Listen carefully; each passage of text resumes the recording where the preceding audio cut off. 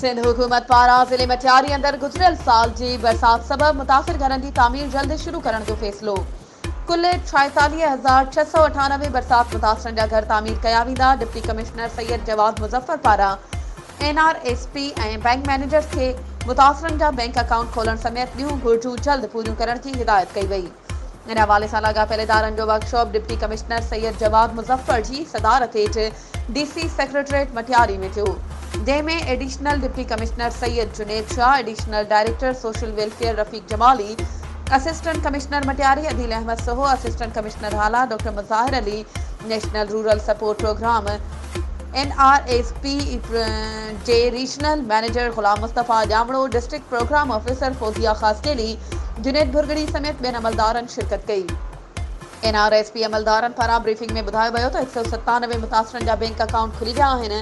266 account खुलण जो मरहले में आहिनि। डिप्टी कमिश्नर सैयद जवाद मुज़फ़र चयो त गुज़िरियल साल जी बरसातुनि ऐं ॿोॾ सबबि मुतासिर माण्हुनि जे घरनि जी तामीर लाइ सिंध हुकूमत ख़ुसूसी उपाउ वठी रही आहे त जीअं मुतासिरनि जी मुकमल बहाली यकीनी बणाई वञे।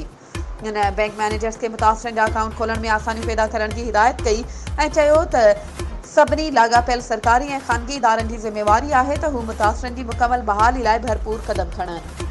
वधीक ख़बरुनि ऐं अपडेट्स जे लाइ असांजे चैनल खे सब्सक्राइब कयो ऐं हा बेल आइकन खे प्रेस करणु न विसारिजो त जीअं असांजी हर नई अचण वारी वीडियो तव्हां ताईं पहुची सघे।